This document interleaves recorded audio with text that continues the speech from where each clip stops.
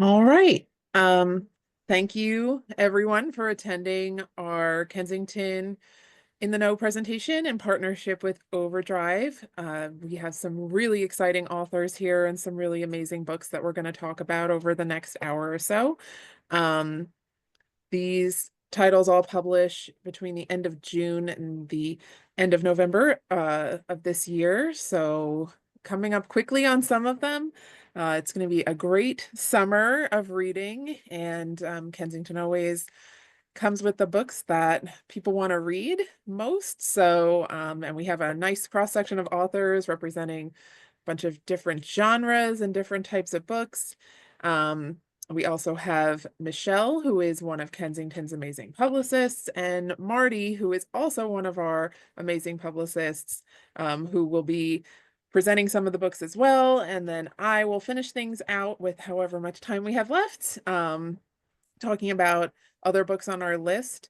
So we're going to talk about a lot of books over the next hour, but I will start by turning it over to #1 New York Times bestselling author Lisa Jackson, who is going to kick things off with her amazing, perfect summer read. It happened on the lake. I just finished reading it a couple weeks ago. It is definitely the perfect read for summer, and it is a big, thick thriller that is going to keep you engrossed from the first page to the last. So take it away, Lisa. Okay, um, I don't have anything prepared. I spent the last year writing this book. It was a little bit of a departure and it turned into a huge book. My editor had asked me, do something, if you want to do something different, go ahead and do it. So I always like romantic suspense, and It Happened on the Lake has plenty of that. But I wanted to do something that was different in that it was two time periods, and it starts out in the 1968, and it starts with when we meet Harper Reed as a 17-year-old, and on the night of the opening chapters, she not only loses her boyfriend, he mysteriously disappears, but also her grandmother, who was supposedly in her care, passes away. That's a big mess. And then we switch to 1988 when she's 20 years older and a mother herself and has gone through a lot of trauma and also reestablished her life. She's now back in Lake Twilight, the city that the lake that the city is that she lives on is on. She lives on a private island. They're very wealthy. And the 20-year-old mystery she starts to solve. The difference in this kind of a book than what I've written before is that it's structurally different in that it it hops from 1988 to 1968. So I guess it's kind of retro. I don't think it's quite historical, but it's I thought, well, this should be pretty easy for me because it's basically my teen to adult life. Well, no, it was not easy because my memory doesn't, I don't remember all the little details that are important in the story. If you think of the things that have changed between 1988 now or 1968 and 1988, it was immense. Plus, my memory isn't that great. But I had a lot of fun writing the book. I think it took a few turns and twists that I hadn't expected when I write by an outline and send it in, and then I don't follow it exactly, and I kind of wander hither and yon. And I am very happy with the book, how it turned out. It did turn out a lot longer. It seems like it's almost two books in one, and that wasn't the intention, but that's how it ended up. So I got into the characters. The heroine is Harper Reed, and I just really enjoyed writing about her. And the lake that it is set on is a lake that the story is set in Oregon, and there is a town in Oregon called Lake Oswego that I'm very familiar with, and there is a private island on the lake, and it's a private lake, and so that was the inspiration. And I think that's about all I have to say about it, unless you have questions. Thank you so much. Any questions, of course, feel free to post them in the chat and we will try to get to them. Otherwise, you'll have emails for some of us at Kensington afterwards to send us questions or request ARCs, which we're happy to send. Yeah, it happened on the lake. Lots of death following our heroine, Harper Reed. Lots of people dying on the lake, and you die. I mean, you jump right into it. There, you don't get far before the dying starts. So you're right in the action. Um, thank you so much for joining us. And now Thank you. we're gonna move on to Ellen Marie Wiseman with The Lies They Told. This is Ellen's new historical fiction novel. And what I always tell people about Ellen's books is that she is going to just like tear all your insides out, all your heart out, and she's going to trample on it. And usually she'll put you back together by the end. I have not read this yet. I do have my ARC. It's next to my TBR, so I can't tell you for certain how she's going to leave us feeling, but I can guarantee you that a box of tissues will be necessary by the end of this book. And also that everything Ellen writes is starts out as true history and then she spins it into a harrowing, haunting book that have just been so well received. She's a New York Times bestselling author. Her last book was The Lost Girls of Willowbrook. She's gotten so many accolades, and I'm so proud to be able to work on her books. And with that in mind, I will stop talking and turn it over to her. Well, thank you for that lovely introduction, Alex, and thank you for everybody for being here and giving me the opportunity to talk about my upcoming book, The Lies They Told. Comes out in July 29th. The Lies They Told is set in the 1930s. It's about a young immigrant mother whose dreams of a better life in America are shattered by eugenics, which was the widespread movement based on beliefs that those deemed unfit or defective should be either institutionalized or sterilized. I first learned about eugenics when I was writing my first novel. It was a World War II novel called The Plum Tree. And that's when I learned that the United States was the leader in the eugenics movement and the first country in the world to undertake forced sterilization policies. And as soon as Hitler came into power, he enacted eugenics theories and policies. So the Nazi Party took, a lot of their policies and procedures from American eugenicists.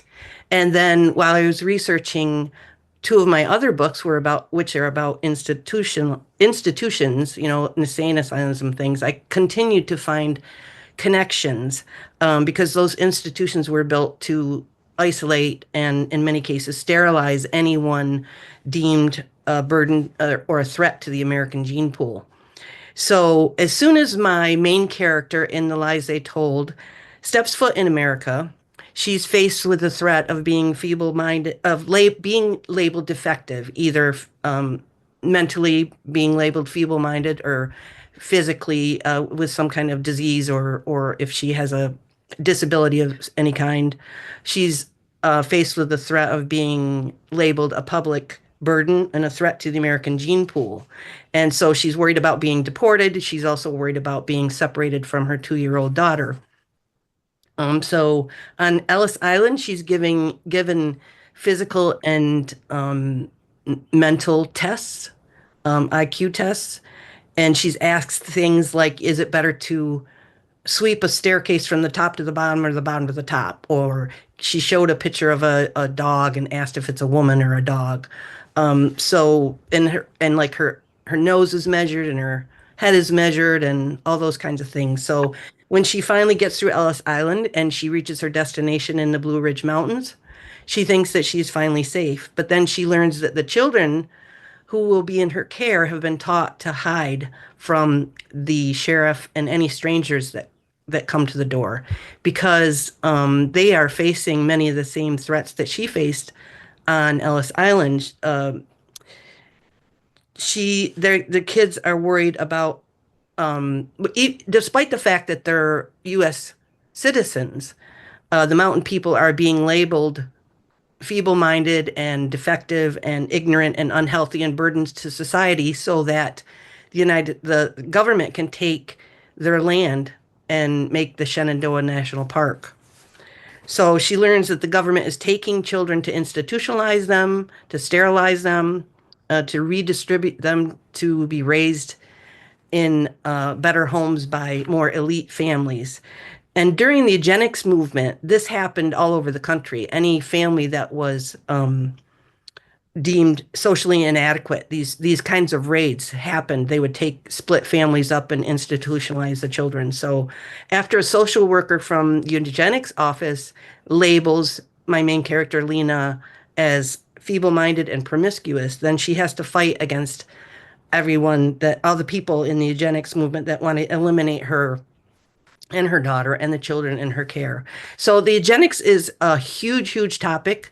It was really hard to figure out what aspects of it to include in the book because I needed them to affect the main character directly. That's why I included her experience in Ellis Island and the experience with the Blue Ridge Mountain families being evicted, because that's two instances where eugenics was used against immigrants and American citizens. So because it's such a huge topic, I added a lot of readers' notes in the back and the author's notes. So if you want to know more about the eugenics movement, that's a really important part of the book to read. So I hope that everybody will enjoy it and it makes them maybe think about some of the things that are happening today. And thank you again for having me. You always manage to write a very timely book, which is incredible because you spend so much time writing the books and researching the books that by the time they're publishing, it's almost like you can see what's Like I coming. have psychic vision, right? Yes, The Orphan Collector, publishing in August of 2020, focusing on the 1918 influenza pandemic, was Right during that COVID. was pretty incredible that you were writing that and turned that in a year before I it know. happened. Yes. I'm going to write Um, something happy next. please do. Please do. We could really, it seems like much like The Simpsons, you seem to have some control over the Yeah, direction of where things are going. So definitely crazy. take us somewhere happy next time. Okay. Um, thank you so much for joining us as always. Love to hear you talk about the book and excited to pick it up, my next read. Now we are moving on to the Book of Autumn, which is a new author for our list, Molly O'Sullivan. This is just going to be the perfect book to read this fall. There are so many different pieces. It's to this story. It's a genre mashup. There's magic, there's romance, there's book club fiction. It's just a beautiful book, and I'm so excited to be sharing it with all of you and turning it over to our author, Molly O'Sullivan. Thank you. Thanks, Alex. Hi, it's so nice to talk to you guys. Libraries, like most authors, hold a very special place in my heart. A lot of the scenes in my book take place in a library. The main character's best friend is a librarian. Dark academia, I feel like, is always one of those genres that really loves like the secrets held in old books and mysteries and knowledge, and it just loves that kind of stuff. So the Book of Autumn is my twist on the dark academia genre. It follows Stella and Max, who are two exes and two halves of a magical whole. They've been separated for some years, but are now coming back together at their alma mater, which is a magical university disguised as an old cattle ranch in the New Mexico desert. And they're being called back by the head of the university and the board there to investigate a strange happening that's going on. So one girl has been found dead, and another is levitating in the nurse's cottage, kind of scaring everyone, growling like guttural nonsense and just terrifying the staff and all kinds of crazy stuff. Um, so together, Stella and Max have to kind of piece together the clues from the floating girl's diary entries, snippets from real grimoires throughout history, and different like snippets from historical sources and like ancient Greek philosophers and some like religious texts and stuff. There's also footnotes from other characters that help kind of put together the mystery of what happened to this girl, to these two girls. Um, I wrote this book kind of in like a fever haze of obsession with House of Leaves. I just desperately wanted to read something that kind of had that like murky, obsessive quality that that book has, and that you could kind of that would be fun, like a puzzle, so you could put together the different pieces. So it does read like a little bit different than like a just a straight like narrative novel. It does like play with format quite a bit. Um, yeah, so coming back home to New Mexico, to her college and like all the things that she's left behind, of course, brings up a lot of difficulties for our main character, Stella, as she tries to process her grief from her brother's passing, and all the tension and friction with her other half, rancher Max Middlemore, who she left behind, and who makes it very clear throughout the novel that he's not super happy about her just up and ditching him. One of the main through lines that was like super important to me in writing this was the idea of like healing from your past and coming back to your community. A lot of the like writing this was a way for me to process my own grief. My brother did pass away. And I had a lot of like little personal tragedies and traumas and when I left home. So this was a kind of way for me to try and work and heal myself too. Um, and I think that's something that can like really resonate with people because I do feel like we're all, just struggling with something, especially right now. And it just helped me remember, healing's not always linear and your community is still there, even if you do have to step away for a bit. Um, yeah, so the book releases October 28th, and I'm just super excited to share it with you all. Thanks again for having me on. Just in time for Halloween. Um, like I said, the perfect fall read. I'm so excited for this one. ARC's coming very soon, if not already here or on the way.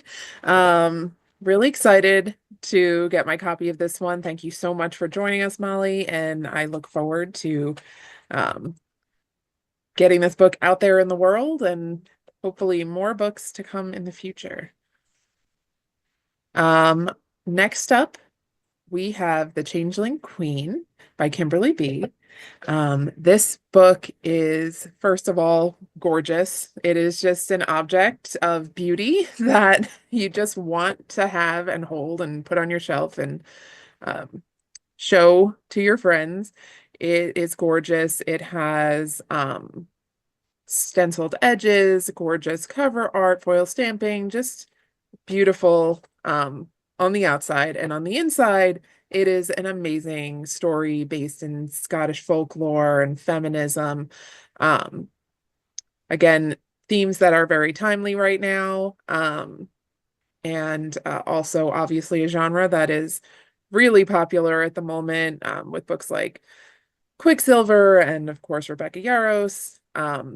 Without further ado, I will turn it over to Kimberly to give us more background on this amazing new book. Good morning. I am so happy to be here. I'm a debut author, and it's been a long journey to this point, but I produced a book I couldn't have written before the age of 50, so I'm really happy that it's coming out this year.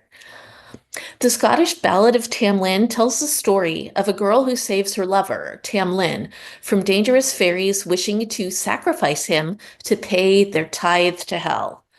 But what if the story wasn't about the girl who saved Tam Lin's life? What if it was about the queen who needed it to save her dying world?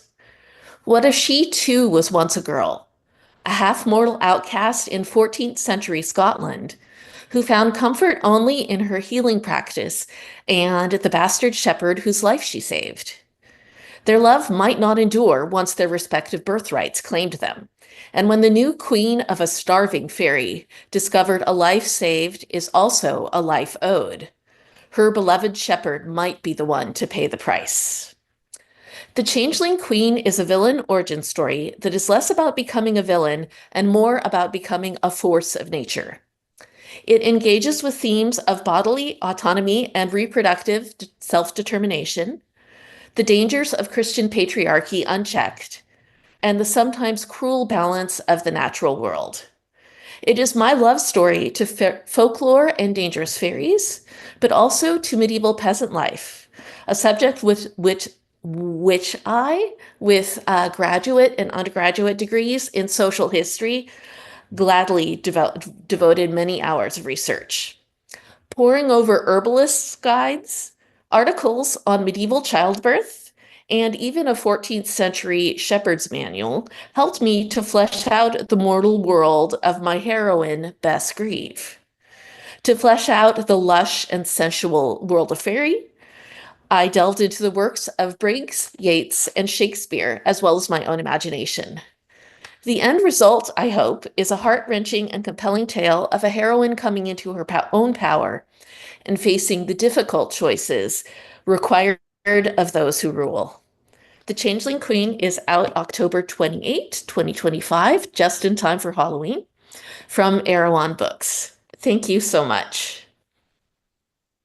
Thank you so much. That was really great. I'm so excited again for this one. I know I say that about every book, but I truly am. And of course I am, because if I wasn't, what am I doing in this job? Of course I'm excited about every single book. I can't wait to see this one in person. I can't wait to see the ARC. I can't wait to see the vinyl books. We did a really fun social media campaign around the artwork for this book when we first had it. So I think a lot of people are going to be excited to pick this one up. And that always makes me excited for a debut as well. Next up, we have the last of our author guests today, Brianne Baker with Edmonia. This is also historical fiction based in fact. In this case, we have, I think, a running theme today of women facing adversity, not getting recognition, not getting their due. And with this book, hopefully giving some of her due to this groundbreaking artist who went against all conventions to, pursue her dreams, to be educated as an artist, and to do something that was really not done by women of the time. So I am going to turn it over to author Brianne Baker to talk about Edmonia. Perfect. Thank you so much, Alex. So yeah, my name is Brianne Baker and my novel is called Edmonia. So yeah, it will be on sale next spring, but I'm, just getting an early start on talking about it and getting people excited about it. So this book is really perfect for any fans of historical fiction, books like The Personal Librarian by Marie Benedict and Victoria Christopher Murray. Also books like The Other Princess by Denny S. Bryce, I think are really, if you're a fan of that kind of book, you will enjoy this. And yeah, as Alex said, it just really focuses on this sort of hidden figure of history. Now we're starting to learn more about Edmonia Lewis and her life, and a lot of historians are doing work to kind of unearth details about her life and discover more of her art pieces that are out in the world. But I first heard about her, it was about a little over 4 years ago when I first heard about Edmonia Lewis. And I was just preparing a syllabus for a writing course, and I came across an essay that mentioned her and just gave a little bit about her biography and talked about one of her art pieces called The Death of Cleopatra. And just reading even that small bit about her biography, I was totally intrigued. I was super surprised to even know know that a Black woman could have, for a time, a thriving art career in the 19th century, during the Civil War era, during the Reconstruction era. She was able to get an education at Oberlin College at a time when women were not allowed to attend most higher education institutions. Black people were not allowed to attend most higher education institutions. And she was able to, travel to Boston and to Rome to continue her artistic practice. And again, this would be at a time when most people, a Black woman wouldn't even be able to really travel across state lines, even if she was freeborn. And so really learning that there was this artist who broke all of these boundaries totally captivated me. And I thought that other readers would want to encounter something like this. And I will say that the writing process for this book was really interesting for me because, I was seeking out other sources and books and anything that I could find that would tell me a little bit more about her life. And I learned as I was doing that and trying to, research her a bit more that there's a lot about her life that we don't know. And a lot of the details that we do have, some of it was kind of obscured by her own embellishments, her own exaggerations. When she would be, as she was getting a little more famous and she would be interviewed in the press and in newspapers, she would just sort of embellish parts of her life. She had like a flair for the dramatic, which I found really interesting as well. And it kind of motivated my creative mind even more to say, how can I, in the places that we don't know exact details of her life, how can I sort of embellish or dramatize, make it a little more interesting for the reader? So that was a really fun challenge as I was writing the book as well. And I will also say, yes, this is great for fans of historical fiction, but there is also a sort of mystery and suspense element to this book as well. One of the really fascinating details about Edmonia Lewis's life is that while she was a student at Oberlin College, there was a sort of scandal that erupted while she was there, as two of her housemates accused her of poisoning them. And it became this huge thing. It was a case that did actually go to court. And we do have historical documents that talk about that court case. Her lawyer for that court case actually wrote a whole chapter in his autobiography that was devoted just to talking about that case. So that was one of the pieces of her biography that was super intriguing to me. And I won't, give away too much about how I kind of deal with it in the book, but suffice it to say that it's definitely something that kind of follows her throughout the course of the novel. And so I wanted to focus on that as well. And I would say too that this book, my novel has elements of the romantic as well, because that was something I really wanted to deal with. There are a couple of newspaper articles about Edmonia Lewis that we have that announce her engagement to different people. But we do know that ultimately she was never married. She never had children. And so I was really interested in that aspect of her biography as well, and just sort of imagining what sorts of sacrifices she would need to make for her art to have that kind of career at that time, what that would mean for her romantic relationships as well. So yeah, I think this book has something for everybody, and yeah, it'll be on sale in a year, so in spring 2026. And thanks everybody for taking the time to listen. Thank you so much for joining us. I'm really excited about this one. Yes, originally we were going to be able to share it this fall, but right before we were doing the presentation, it moved to next spring, but I felt like we were ready to hear about it. So I did not want to make any changes at the last minute. And now when we talk about spring books, you'll get to hear about it a little bit again. Now I'm going to turn it over to our publicist, Michelle, to talk about a few of our other upcoming titles that I'm really excited about. First off, Shanora Williams, who is truly one of my favorite thriller authors. She is amazing and manages to write these kind of sexy, twisty, psychological thrillers that keep you turning pages even when you should probably be going to bed for the night, but you can't stop reading. That's a perfect way to describe Shanora's work. So, Whispers of the Lake is the latest psychological thriller from New York Times and USA Today bestselling author Shanora Williams. It is set in a fictional town near Fairview, North Carolina, and the story stars journalist Rose Howard, married to her charming husband, Cole Howard, and living the life of her dreams. Rose would feel on top of the world if only she and Cole weren't separating. So you got a little drama just from the very beginning. With her marriage on the rocks, Rose decides to take some time away to focus on herself and is dragged into solving the sudden disappearance of her former best friend. But the deeper that she gets into this mystery, the more she realizes that someone or someone's is trying to sabotage her efforts and stop her from finding the truth. And when Rose discovers the truth, not only will it shatter her trust, but many secrets and sinister lies will be revealed, all that could lead to Rose going missing too.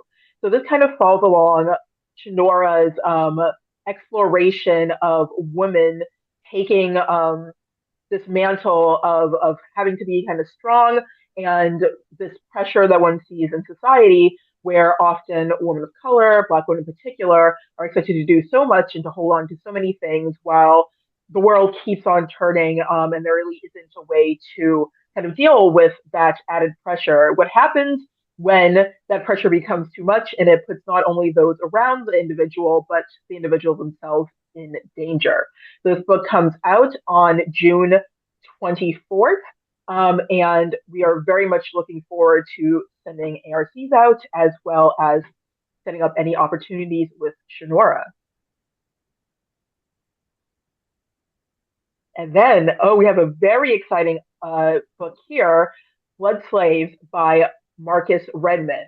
So just a little background, actor, director, and screenwriter Marcus Redman crafts a brilliant new creation myth while also reckoning with the history of slavery in a way literature has never seen before. In his debut novel, Blood Slaves, notes this is book one in the Blood Slaves saga series. So there's going to be several other books that build off this first one. An ingenious reimagining of the vampire origin story set during the early days of American slavery, Blood Slaves blends alternate history with supernatural horror as the last surviving members of an ancient African vampire tribe meet a slave desperate for freedom. And together, they lead an army of enslaved people in a cinematically blood-soaked battle for freedom and revenge. Marcus was inspired to tell a story following the murder of George Floyd. Set in the early 1700s, the novel's fictional plantation is based on standards and practicings that were in effect on plantations during slavery in the British colonies.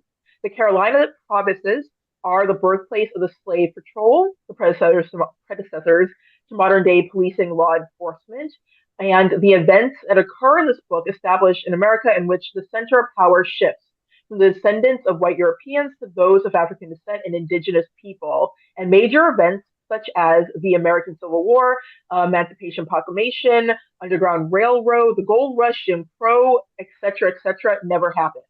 Indeed, the revenge fantasy element of this novel, in which downtrodden people discover a special power, which ultimately allows them to exact revenge against their tormentor, really appeals to anyone who's ever been disenfranchised, horrified, or enraged by the actions of those in power. And yes, I see a note from some of our chats that this would definitely appeal to individuals who are a big fan of the movie Sinners that's out right now. And it's in fact been on several lists as a book to look forward to if you're a fan of vampire lore and that particular movie. We do have ARCs currently available and happy to send them out at any point. Thank you so much, Michelle. This book is genre bending and it's horror, it's a thriller, it's historical fiction, it's historical retelling, it is exposing unknown history, and this author is so engaging, he's so involved, he's doing so much to get this book out there. It's just really, I think, one of the books that you have to pick up this summer, and also coming out at the end of July, also carrying right through into the Halloween season when you're going to want to be reading that kind of, dark horror type of vibe. This is just, I don't know, it's just covering every base, and I'm so excited that we have it on our list. Now I'm going to turn it over to Marty, who is the publicist for our Erewhon list, starting with the Memory Hunters.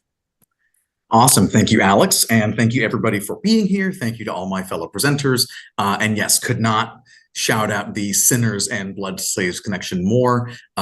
Super duper excited for that one and for Marcus. But I'm here to talk to you about one thing and one thing only. Fungus is where this starts, but we soon spread beyond mushrooms. The Memory Hunters is the second book from Mia Tsai. Mia Tsai came on the scene a few years ago with her debut, Bitter Medicine from Tachyon, which got her a Publishers Weekly Writer to Watch accolade. And we have watched as she has only gotten better here in her second novel, which was just reviewed by Publishers Weekly today, who said this was a tense political thriller overlaid onto a vividly rendered dystopian landscape. The result works both as post-apocalyptic adventure and a meditation on the nature of history told with remarkable richness and depth. This book is set 200 years in the future in a roughly like the Appalachian part of North America, although of course life as we know it is absolutely different, and that will happen after 2 centuries of nonstop storms, climate change, earthquakes, and disaster.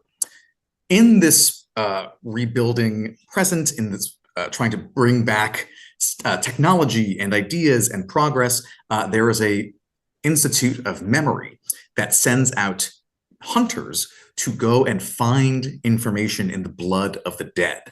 That is possible through the accessing of the mushroom on the cover known as the blood chalice. And the blood chalice is used, we have our 2 main characters. You have Key, who is a student of the Institute, who is learning to forge and find memories. Ingesting this mushroom and touching the blood of the dead allows her to swim through their memories. And so finding bodies from prior to the disaster, what couldn't you find if you're able to dive deep enough? And Key has her guardian and best friend, a young woman named Vale, whose job it is to both guard Key from raiders and folks living outside the fringes. And also, if Key comes back from one of her trips and is being piloted or occupied by the person whose memory she's been in, it is Vale's job to either fix that or dispatch that. They're very, very close. There is a sapphic romance in here between Key and Vale. However, as we get deeper, as Key is too eager, a little too ambitious, she uncovers something that is meant to be hidden, something that the Institute maybe has known and has chosen to bury. This, of course, brings her into conflict with the Institute she has devoted her life to. And of course, Vale starts to get orders to keep an eye on this, this woman she loves and is continuing to grow to love, and is being told that she might need to do what is asked of her if the war should happen. This whole book is, it's science fantasy, it's dystopic. It is also really asking who gets to remember stuff, who is allowed to remember things, and what is allowed to be remembered, and who gets to make those rules and rulings. It is incredibly brainy and intelligent and deep, and it is also propulsively full of action and sword fights and swimming through the memories of blood. And I'm just super duper excited. I'm super excited to see some great reviews rolling in. The cover is awesome. Mia is incredibly personable, and I'm just very, very thrilled to continue to connect folks with this. So we have plenty of ARCs left for those who would like a copy. Happy to mail those out, and happy to keep talking as well. Mia's an educator, so she's a great public speaker and is always available for different programs.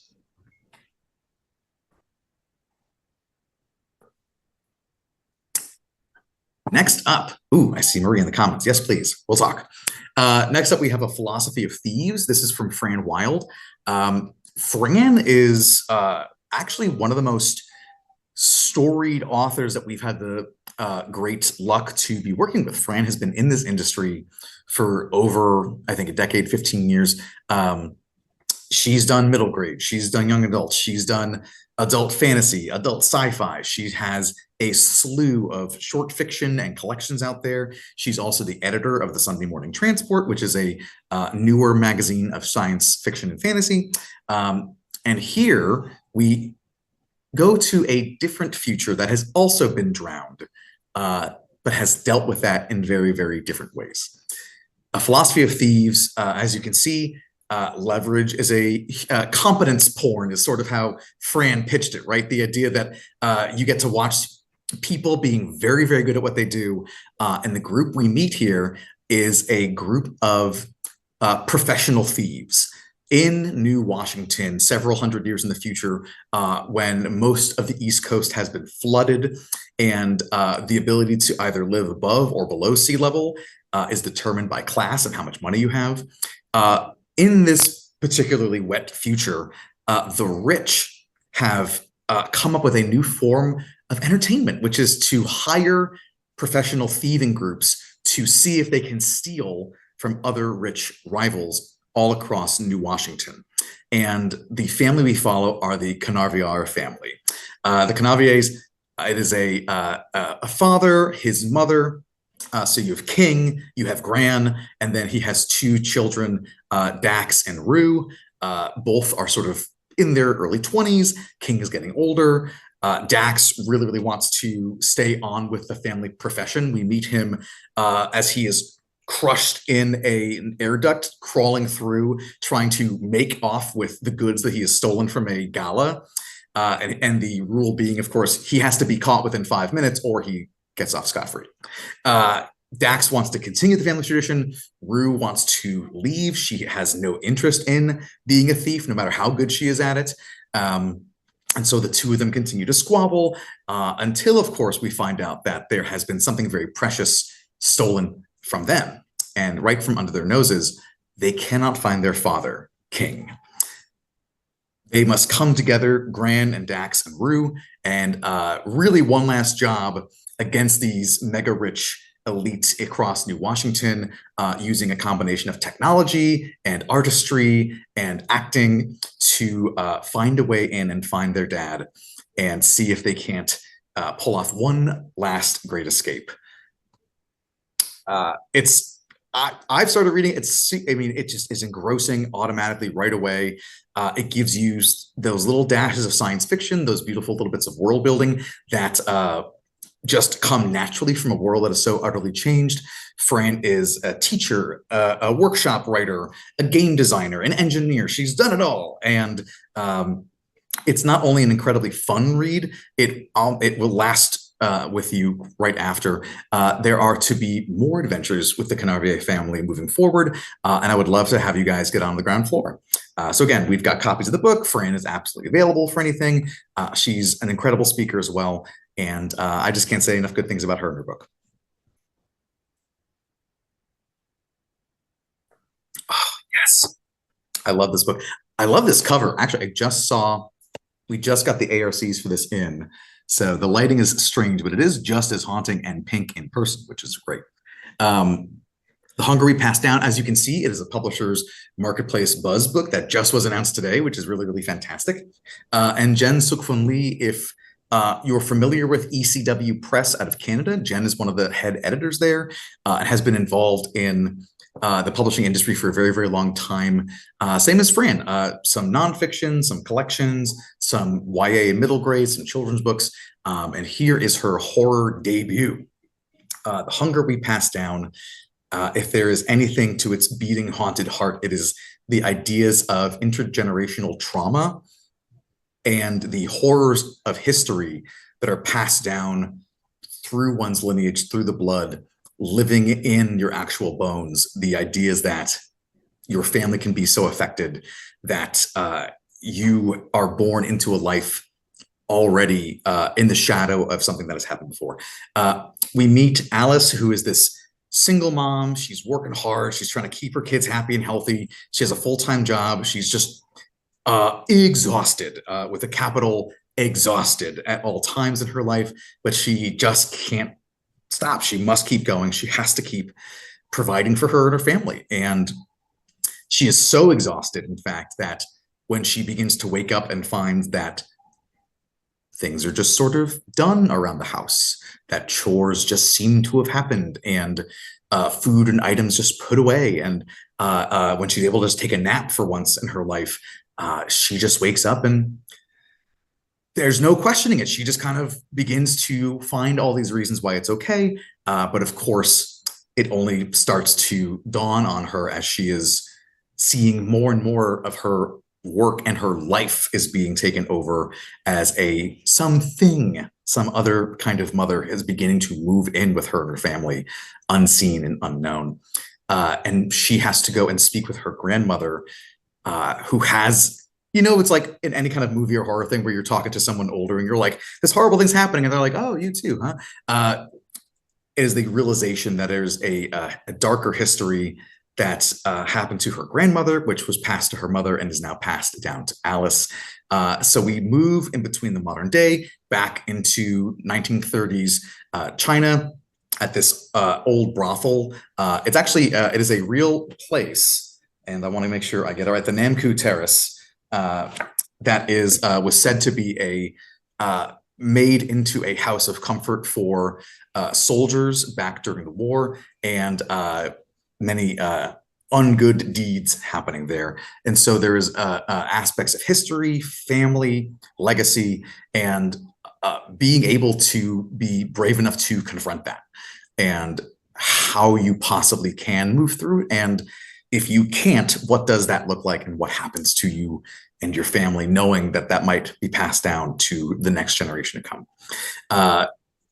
We've begun getting blurbs in for this one. It is a tense, spine-tingling sort of horror thriller. Jen slowly draws you in until you're just terrified but cannot stop, the mark of any good horror book. And we have plenty of ARCs this. We just got it in. Like I said, it's here. And I'm so glad it's here, because now everyone gets to be scared along with me.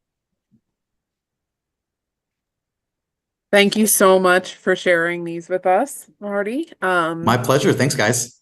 We have some wonderful books on the list, and on the Erewhon list, from sci-fi to fantasy to horror. So yeah, like I said earlier, and like I'm gonna preface what I'm about to do, I don't have a lot of time left and a lot of books that I want to at least show everyone, and say something quick about. Anything that you want more information on, anything that we didn't cover, anything we didn't have time to kind of go in depth on, anything that you would like to receive ARCs of, please email us afterwards. And we will do our best to make sure you have everything you need to share these books with as many readers as possible. And authors, you obviously have free pass for as many books as you'd like. So I have a lot of books to get through. I'm going to go really quickly. And if I miss anything, definitely reach out afterwards. Starting with Rebecca Zanetti, One Dark Kiss. This is the second book in her Grim Bargains trilogy. Each of these books is a retelling of a fairy tale. This one is Snow White, but darker and spicier than you have ever seen Snow White. And in these books, there is a little bit of magic, a little bit of suspense, a little bit of, a lot of bit of spice. And as I was saying earlier about Changeling Queen, this is a special edition hardcover. This one has a reversible jacket, foil stamping, stenciled edges, just gorgeous. The first book was One Cursed Rose, and that came out last year, which was also done as special edition hardcover, and did really well. This is New York Times bestselling author, and we're really excited to continue this series. Next up, we have Thus With a Kiss I Die by Christina Dodd. Christina Dodd is a New York Times bestselling author who is really well known for writing in several different genres, but this was her first entree into historical mystery. This is also kind of a genre bender because there's romance, there's mystery, there's fiction. This kind of encompasses all the genres that book clubs love.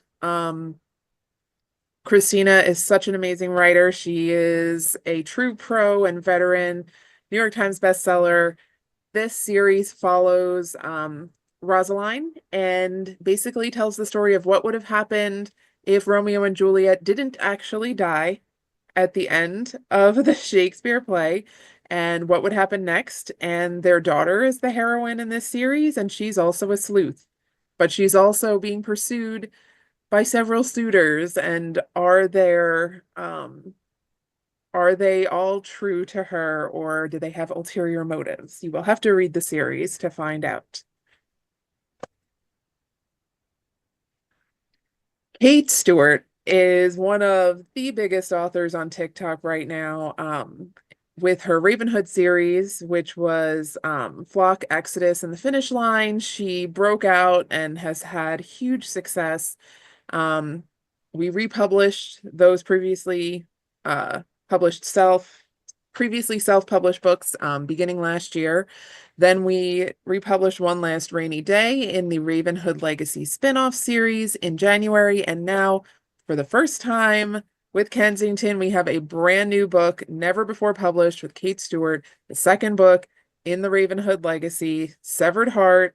This is a spicy, suspenseful, exciting, amazing book. People are just going bananas to get their copy of this, and it will not disappoint. It is a big, chunky book, so you will not be disappointed. It's all the Kate Stewart that you are hoping for, and she definitely delivers with this new story. Jeremy Bates, The No End House. Jeremy Bates has really successfully self-published numerous books in the horror genre, and now this is his first traditionally published book with Kensington. It's going to be trade paperback, original, and super creepy, very very violent, in the tradition of Saw. Perfect kind of summer read if you're into that dark, suspenseful, scary summer book, kind of the antithesis to the traditional beach read. Jeremy Bates has a huge following online from his self-published books. We're really excited about this one. The cover is really striking, and especially in person, it is all foiled. So in store, it's going to be really striking as well. Excited to welcome Jeremy Bates to the Kensington list. Mark Cameron, New York Times best-selling author, back with the new book in the Arliss Cutter series, Deadline. These are action-packed, suspenseful thrillers. Every summer we get a new book from Mark Cameron, and you can always count on him to bring the action, to bring the realism as a former U.S. Marshal himself. He's been out there. He's been in the thick of it. He knows how things work and what goes on, and he brings that to his writing, and that's why he has so many accolades and has become a New York Times bestseller with his really exciting action-packed books.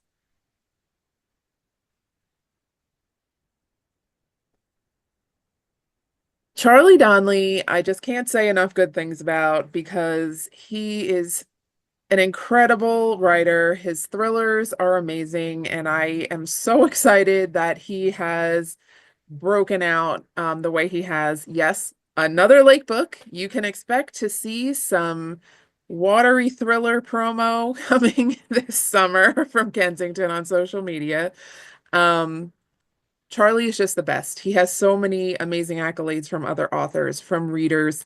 His books are on fire, basically. Since 20 Years Later came out, he has just, gone off the charts with, a huge fandom. People can't wait to get his new books. I just read this one a couple of weeks ago. I read it in 2 days, which is really saying something, because I have a 7-year-old and a 3-year-old who, live in the home with me since I am their parent, and I am expected to not be reading 24/7, and I still managed to read this over a weekend. It's a fantastic book. You can't put it down. And he keeps you guessing right till the end. And at the end of this one, you might even still be guessing after everything is revealed, maybe, question mark.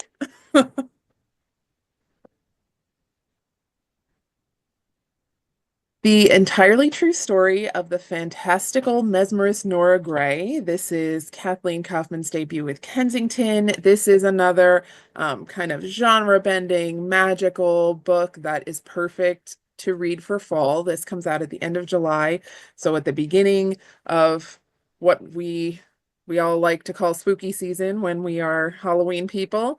So you can expect to see this in a lot of our promotions through the fall. It's a great book club read. It's magic, it's suspense, it's a thriller, it's atmospheric, it's haunting, and it is going to be the book that book clubs are looking for at the beginning of this fall season.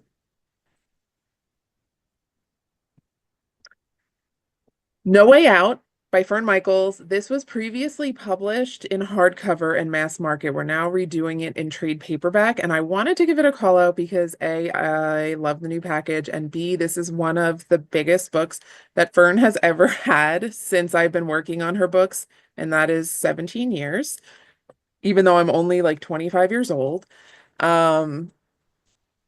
This is a really exciting book. People love it. They keep coming back for it. And now in the trade paperback format and with a new package and a brand new marketing campaign, I think there's a whole new group of readers who haven't picked it up yet that it's an opportunity for. Emily Rath, Beautiful Things. I'm sure everybody knows Emily from her Jacksonville Rays spicy hockey romances. Before that, she did a Regency romance trilogy, also very spicy, and also with a lot of the same kind of tropes like wide shoes that you see in the Jacksonville Rays series. We have now acquired this series and we're bringing it in under the Kensington umbrella. We have the ebooks as well as trade paperback that we're doing in stenciled edges with special character art. This is a gorgeous book. I've seen the finished book. It is stunning. And I think people are going to be really excited to pick up Emily in the Regency. And also it's perfect for people who are missing Bridgerton, which many of us are.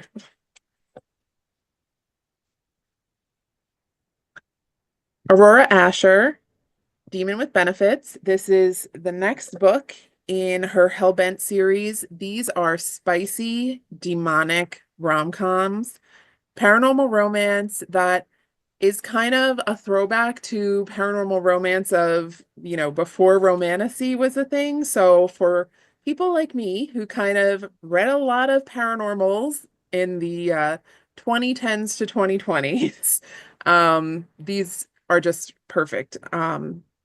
I picked up the first book, My Funny Demon Valentine. I loved it. I had not read a book like that in a long time.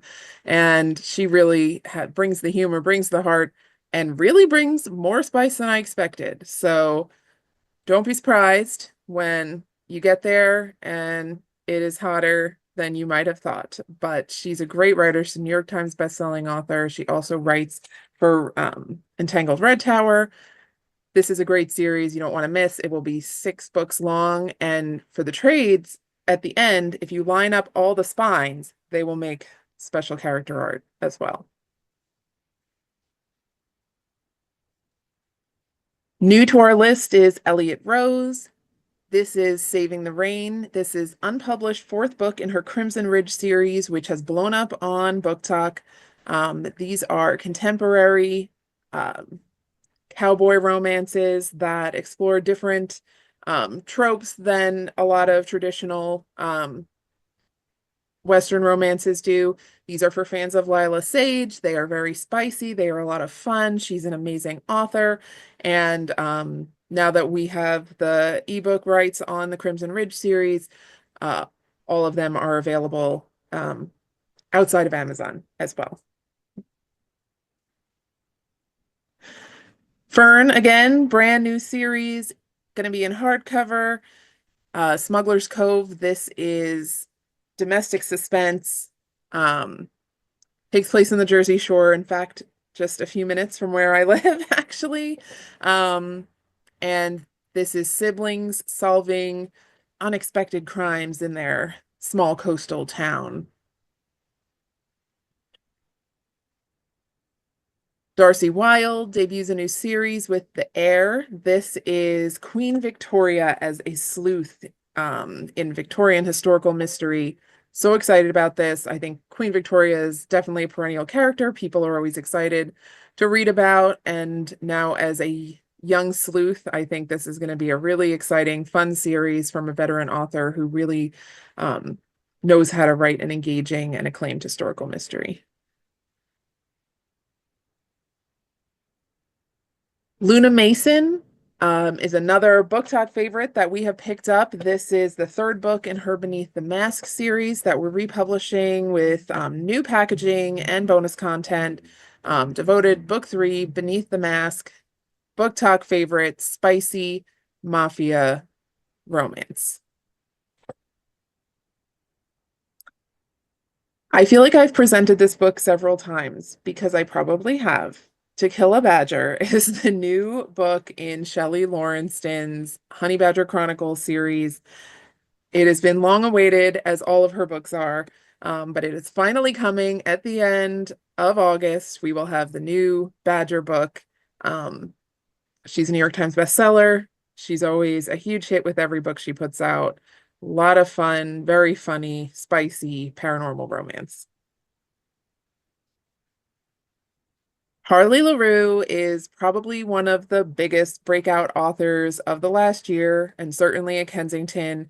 Her Souls trilogy has just been gangbusters since we picked it up from being previously self-published. This will be the first brand new book that we're publishing from Harley. House of Rain is a standalone, sapphic, spicy, dark, genre-bending horror romance with monsters and atmospheric Washington state setting, coastal, foggy, spicy, all of the things you would expect from Harley LaRue in a brand new book that will be special edition hardcover with stenciled edges, special character art, and special exclusive art on the case. Andrea Penrose is back with Murder at Somerset House, the new Rexford and Sloane Regency set historical mystery. The last several have hit USA Today bestseller list. She's extremely good at researching, writes such an engaging mysteries. Her reviews are incredible, and this series just keeps getting bigger. It is the series to read if you're a fan of Regency historical mysteries.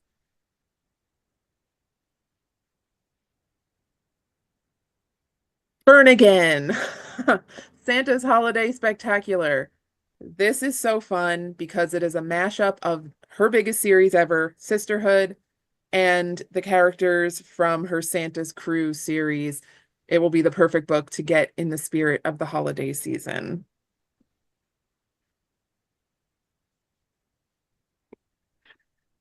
This is the next book in the Hellbent series from Aurora Asher. We're publishing them every few months, and then the final books will come out in the spring of 2026. Chasing the Wild is the first book in the Crimson Ridge series. Saving the Rain is book 4, never been published. This one has been previously published, but we're doing it now in a special edition trade with stenciled edges, character art, and really beautiful effects on the cover. Elliot Rose, excited to be able to grow her fan base and really get behind her.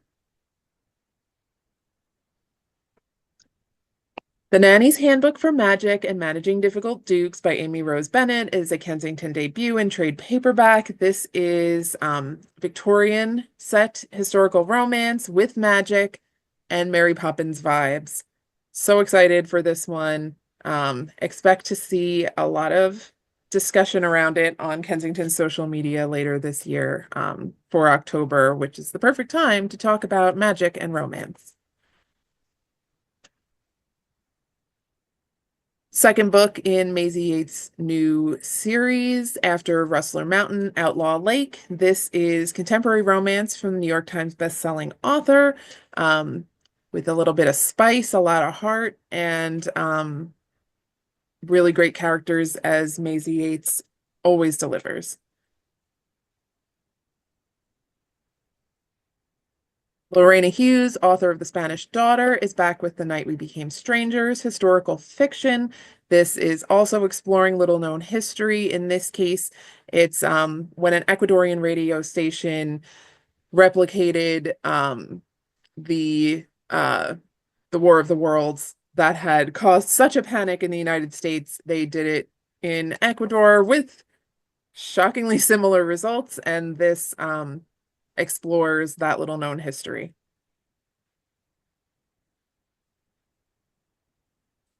Carleen O'Connor's County Kerry thrillers are back with Come Through Your Door, a bit of a different look on this cover. She is an amazing author. I love this series. I pick them up every time the ARCs come in. She really captures that atmospheric Irish setting and just very, very creepy, creepy murders and police procedural elements. His Grace the Duke will be the second of the trilogy, the Emily Rath Regency set trilogy, the third being Alcott Hall, and that is in the spring of 2026. Ellery Adams, The Tattered Cover, the new book in her Secret Book and Scone Society series. These are cozy mysteries with kind of a very book club element. There's a touch of magic in them, as the hero and Sleuth is a bibliotherapist. Alexandra Ivy debuts with a in trade paperback with a psychological thriller, perfect for fans of Frida McFadden. She has written so many different books for Kensington. She's so prolific. She's done paranormals for us. She's done romantic suspense for us. And now she's moving into psychological suspense with this trade paperback, which is just the genre everybody's looking for right now. So I'm really excited to be moving her in this new direction. Luna Mason, Detained. This is the fourth and final book in the Beneath the Mask series. And that is it. And I only went 7 minutes over. So I feel like I did pretty good. ARC requests can come to me. You'll also get a follow-up email that has this information on it. So don't worry, you don't have to write it all down. And anything that I didn't cover, that we didn't cover, or further questions you have, please feel free to send it to my team. Thank you so much, as always, for attending. It's such a privilege to be able to talk to all of you and to share the screen with these amazingly talented authors. And thank you so much to everybody who joined us. And I hope to see you all again soon.